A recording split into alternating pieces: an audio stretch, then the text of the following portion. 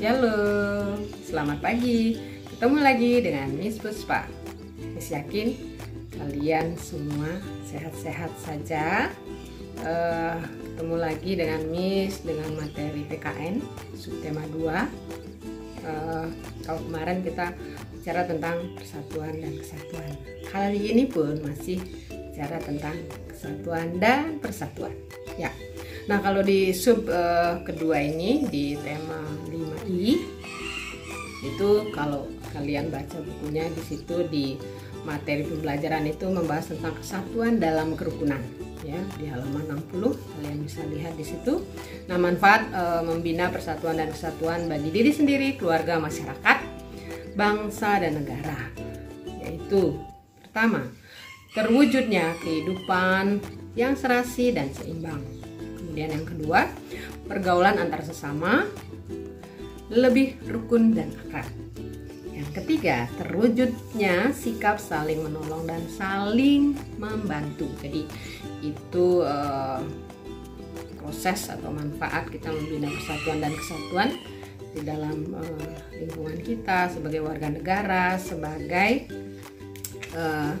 warga sekolah atau di masyarakat. Kemudian berikutnya, dapat mengatasi perbedaan yang ada. Itu yang keempat. Kemudian yang kelima, pembangunan nasional akan berjalan dengan baik dan lancar. Dan yang terakhir, yang keenam, itu adalah pelaksanaan gotong royong akan berjalan lancar. Ya. Nah, di sini kalian bisa lihat tugasnya di halaman 60. Ya, di situ kalian bisa kerjakan bagian pertanyaan ayo berlatih, nanti kalian bisa kerjakan. Kita nanti bisa diskusi di bagian diskusi di classroom nanti, ya. Setelah PKN ini ada waktunya, kalian bisa lihat jadwal, ya. Di situ akan kita lakukan diskusi di Google Classroom. Nah, tadi di bagian 6, yang ke-6 itu menyinggung masalah gotong royong, gitu ya. Nah, di lingkungan kita, di materi-materi sebelumnya itu pernah disinggung masalah gotong royong, ya. Nah, kalau berbicara tentang gotong royong, ini adalah ciri khas bangsa Indonesia yang tidak bisa dipisahkan dari kehidupan kita sehari-hari, ya.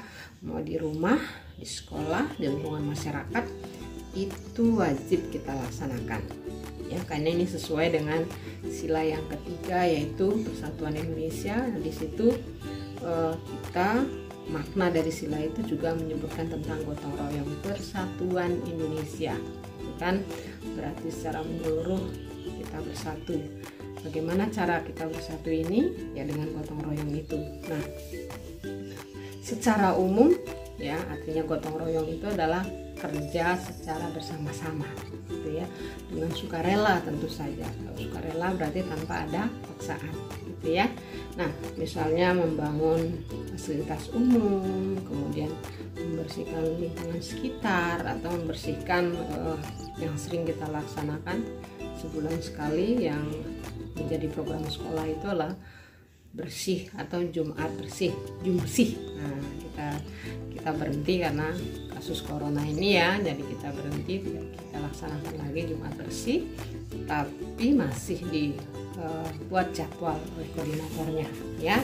Makanya kita setiap bulan itu ada waktu kita bagaimana kerja gotong royong, membersihkan kelas, kemudian membersihkan lingkungan di koridor, kemudian ada kantin, ada lapangan, bagaimana kita bersama-sama membersihkan itu, ya, tanpa pilih-pilih. Misalnya karena dia cantik, ganteng, dia membersihkan kelas, gitu. Enggak, semua sama rata, semua membersihkan kelas secara bersama-sama, membersihkan lingkungan sekolah secara bersama-sama, ya, gitu.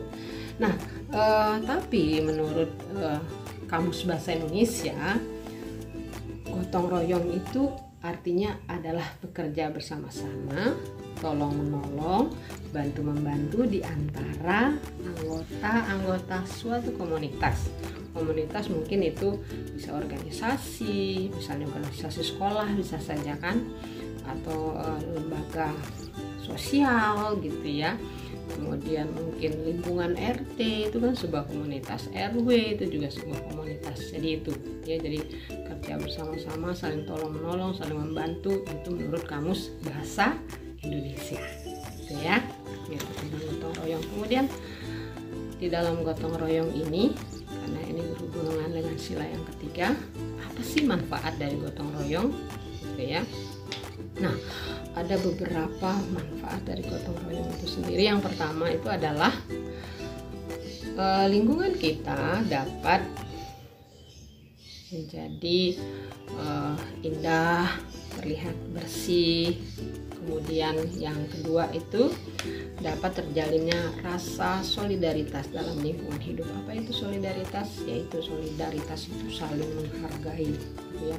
Ada kerjasama di situ, tidak ada pembedaan di situ. Kalau sudah solidaritas, nah misalnya nih solidaritas sama-sama kelas 5B misalnya, kelas 5A atau 5C, solidaritasnya tinggi nih, sama-sama membersihkan kelas, nggak ada yang duduk lihat temennya kerja, kemudian ada yang bermalas-malasan ya. Kalau solidaritas terjalin dengan baik, itu semuanya bekerja dengan semangat, nggak ada yang malas-malasan, nggak ada yang duduk lihat temennya kerja, tidak ada, solidaritas. Kemudian yang ketiga itu supaya kehidupan bermasyarakat lebih baik. Nah, kita kan bermasyarakat di sekolah, itu juga masyarakat, di lingkungan kalian itu juga bermasyarakat ya. Jadi lingkungan masyarakat, lingkungan sosial kalian ya, dimanapun kalian tinggal. Kemudian yang kelima, persaudaraan makin erat ya, persaudaraan antar tetangga, antar masyarakat gitu ya. Misalnya ada kerja bakti antar RW, nah RT ini semakin dekat warganya gitu. Kemudian ada keamanan lingkungan makin terjamin saja ya, walaupun misalnya di lingkungan kalian sudah ada satpam gitu ya, tapi tetap kita juga sebagai warga sebuah lingkungan itu wajib menjaga lingkungan kita dengan tertib, dengan baik ya. Walaupun sudah dijaga satpam, kita juga harus tetap menjaga lingkungan kita dengan baik. Dari apa nih? Dari segi keamanan misalnya, kalau ada orang asing ya kan, kita juga harus waspada gitu. Makanya kalau ada tamu datang ke rumah atau menginap di rumah gitu ya, biasanya ada tulisan tamu wajib lapor 1 kali 24 jam gitu kan, tamu wajib lapor. Siapa lapornya? RT. Untuk apa? Menjaga keamanan lingkungan, itu sebetulnya fungsinya, bukan untuk apa-apa gitu kan. Kemudian berikutnya adalah ketentraman dan kedamaian pasti akan terjaga dengan baik kalau kita selalu bergotong royong ya. Kemudian yang terakhir, gotong royong itu tidak mengenal perbedaan. Perbedaan apa?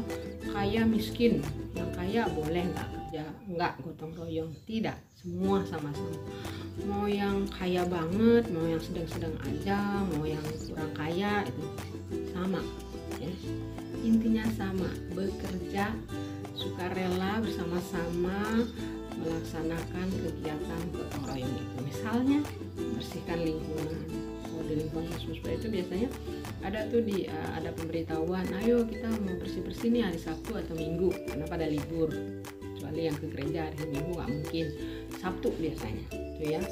Itu dibersihkan, itu pada disapu jalannya, kemudian rumputnya dibersihkan juga gitu ya, sama-sama tuh bapak-bapaknya turun semua ke jalan, mau yang dia pilot, mau yang dia direktur, mau dia supir, mau dia apa kayak profesinya, sama-sama, jadi tidak ada perbedaan.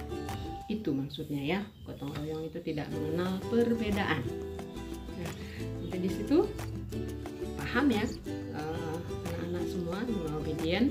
Nah, kalau kita balik lagi ke tema kita tentang kerukunan, persatuan, itu akan berhubungan dengan kerukunan. Nah, di buku kalian di halaman 66 itu ada membahas tentang rukun dengan teman itu indah. Di situ ada cerita, kalian bisa lihat ceritanya bagaimana Raya dan teman-temannya hidup rukun gitu ya. Nah, dari dari buku itu disebutkan bahwa apa sih manfaat rukun dengan teman, gitu dikatakan banyak teman tuh sama. Kemudian yang kedua, saling bantu dan kerjasama, sudah pasti. Kemudian tidak ada permusuhan. Nah iya, kalau udah rukun pasti nggak musuhan lah ya. Kelas 5 aja kalau rukun aja semua, tidak egois gitu ya, tidak suka marah-marah, mesti yakin kerukunan itu akan terjalin setiap hari. Kelas dan sekolah itu akan selalu damai sejahtera ya. Nah itu tentang kerukunan. Jadi wajib, kudu, harus, kita semua harus menjaga kerukunan ya. Kerukunan itu patut kita pelihara, tidak hanya di lingkungan sekolah tapi di lingkungan masyarakat dan juga lingkungan keluarga. Nah apalagi di lingkungan keluarga, pendidikan yang paling mendasar sekali itu adalah di keluarga. Kalau di tempat lain, di keluarga dulu, karena kalian yang paling banyak waktunya itu adalah di keluarga. Di sekolah itu kalian hanya dari jam 7 sampai jam 1.45, itu yang kelas besar. Kelas kecil lebih sedikit lagi waktunya itu. Kemudian berikutnya adalah ya sudah ya, yakin kalian paham semua materi yang Mas sampaikan, dan semua kalian kerjakan halaman 76 gambar yang kedua. Oke, bandingan gambar tersebut. Jadi sekian, terima kasih, God bless you.